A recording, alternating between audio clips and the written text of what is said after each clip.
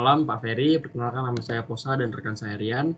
Di sini kami akan membahas secara detail untuk mengenai penggabungan data sensor, akselerometer yang akan kita teliti untuk kedepannya. Nah, di sini filter yang kita gunakan ialah filter Kalman dan filter eksponensial. Ya, yang pertama adalah filter Kalman, pembahasan pertama. Filter Kalman itu merupakan salah satu solusi optimal dalam filter data dari sinyal pada suatu proses yang linier. Filter Kalman juga digunakan pada proses yang dapat dinyatakan dalam bentuk persamaan state linier, seperti persamaan di bawah ini yang bisa terlihat di PPT, yaitu XK plus 1 sama dengan AK, XK plus BK, UK plus WK. Oke, untuk persamaan berikutnya, observasi model dengan model pengukuran yang memetaskan state X ke keluaran Y. Seperti persamaan di bawah ini, yaitu YK sama dengan HK kali XK ditambah VK. Lalu, untuk estimasi pengukuran, yaitu noise process atau yang kita sebut W, dan noise pengukuran itu V merupakan noise yang saling bebas. Nilai estimasi state Kx pada filter Kalman ditentukan dari estimasi posteriori atau Kx serta selisih antara pengukuran sebenarnya YK dan estimasi pengukuran KHX seperti pada persamaan di bawah ini. Seperti XK sama dengan XK ditambah KK dikali YK dikurang HXK. Atau XK sama dengan XK plus HKK dikali HK XK ditambah VK dikurang HXK. Oke, selisih nilai antara pengukuran sebenarnya YK dan estimasi pengukuran disebut sebagai residual atau pengukuran inovasi ya. Jika nilai residual adalah 0, maka hal itu menunjukkan bahwa hasil estimasi sama dengan hasil pengukuran. Nilai KK adalah faktor gain pada filter Kalman itu sendiri. Pada filter Kalman dipilih nilai KK sehingga estimasi posteriori adalah optimal atau mempunyai error yang minimum atau sangat minimum bisa dibilang. Nilai PK minimum diperoleh jika nilai KK dapat menyediakan estimasi yang mempunyai convariance minimum. Penyelesaian untuk mendapatkan PK minimum ditunjukkan pada persamaan yang di bawah ini yang tertera di PPT, yaitu PK sama dengan dalam kurung I dikurangin KK kali HK tutup kurung dikali PK. Oke, di sini ada nilai estimasi priori. Nilai estimasi priori diberikan pada persamaan yang diperoleh dengan menghilangkan noise WK. Dengan persamaan di bawah ini, XK plus 1 sama dengan AK dikali XK ditambah BK dikali NUK. Dan nilai covariance dari error diberikan pada persamaan di bawah ini juga di PPT, yaitu PK plus 1 sama dengan AK kali PK dikali ATK plus QK. Ini adalah diagram alir Kalman. Yang di sini itu bisa kita lihat Pak di PPT. Nah, ini kan yang pertama itu adalah mulai, terus inisialisasi nilai awal, itu menginisialisasi perkiraan state awal, matriks covariance awal, lalu setelah itu menghitung KK, eksponensial K, dan PK-nya, lalu setelah itu diproses dengan eksponensial K plus 1 dikali dengan P eksponensial K plus 1, setelah itu pengiriman data sensor dari posisi. Nah, itu akan, kalau misalnya nge-looping Pak, itu mulainya nggak ke inisialisasi lagi, soalnya inisialisasi itu kan sudah di awal. Jadi langsung kalau misalnya nge-looping, itu langsung loopingnya ke hitung yang ini Pak, yang KK, eksponensial K, dan PK. Nah, filter Kalman yang diaplikasikan pada ATmega32 tidak hanya menghilangkan random noise, tetapi filter ini juga menghitung nilai posisi dengan mengintegralkan sebanyak 2 kali sinyal masukan filter, tampilan respon keluaran sensor akselerometer, serta tampilan nilai besaran posisi dari ketiga sumbu sensor diterapkan pada komputer. Ya, berikutnya kita akan membahas filter yang kedua, Pak, yaitu filter eksponensial. Filter eksponensial merupakan filter linear rekursif sederhana.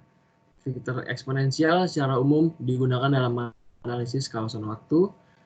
Filter eksponensial orde 2 dapat dilihat pada persamaan di bawah ini, yaitu YN sama dengan dalam kurung 1 min A, tutup kurung, lalu dalam kurung lagi, XN plus A kali XN min 1 ditambah AY pangkat 2 N min 2.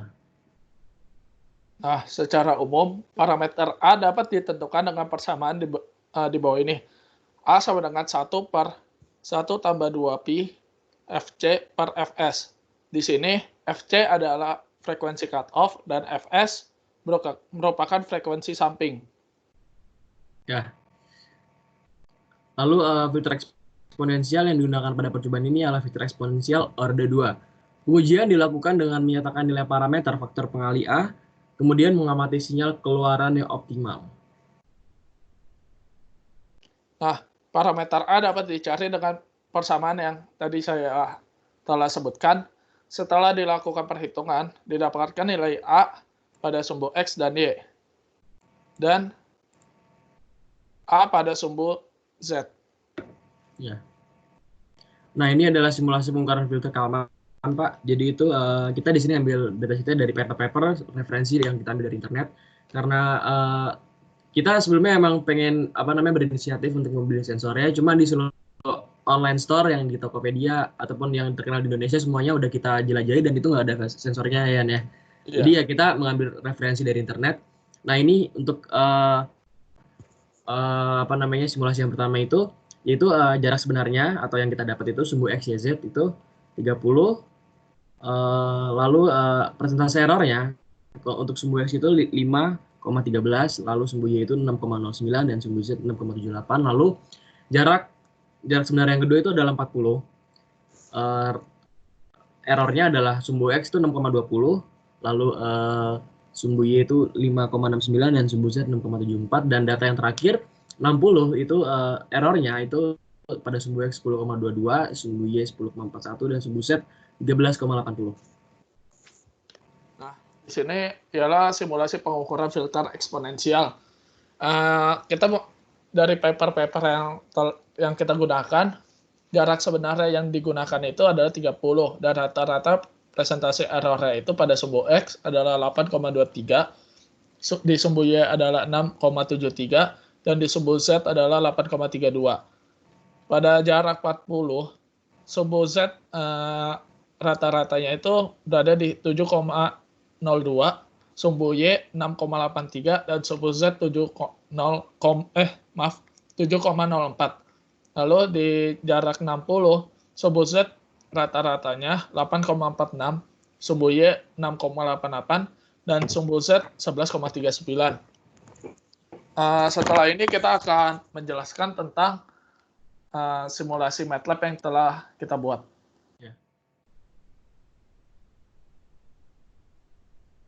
Ya, ini untuk percobaannya, Pak.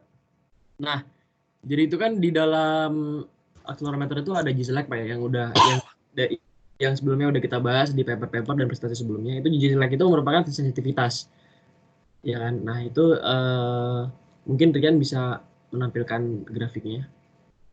Untuk grafiknya, pertama, save tool. Nah, di sini yang tadi kita telah beri gambaran untuk G-Select itu kan kita ada menggunakan 1,5, di 1,5, 2, 4, 6. Untuk sensitivitas yang kita gunakan adalah 800, 600, 300, dan 200. Nah, untuk curve fitting yang didapat atau grafik yang didapatkan seperti ini, Pak. Iya. Ini dengan metode linear Pak ya di grafiknya. Nah, untuk di percobaan kedua, kita menggunakan rata-rata jarak, jarak sebenarnya, dan faktor kalibrasi. Di sini angka-angkanya kita udah kita ngikutin angka dari paper, jadi biar kita juga mengetahui gitu Ya, dan ini untuk adalah bentuknya kayak gimana.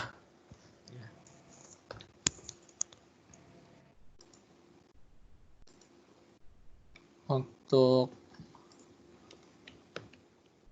grafiknya, X datanya adalah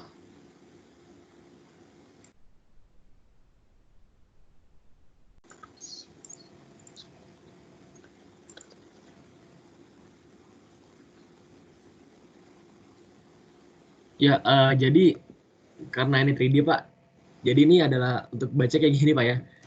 Emang jujur kalau untuk mungkin apa namanya kayak kita melihat secara langsung gitu atau lihat secara sekilas emang agak pusing atau gimana. Tapi ini kita bisa menggerakkan kok Pak posisi-posisi grafiknya mungkin kan bisa digerakkan.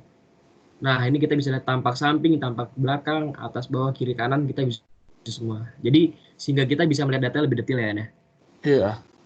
Ya. Nah seperti ini nih Pak. Itu kan yang lumayan kelihatan nih. Ya. Jadi ya. Oke.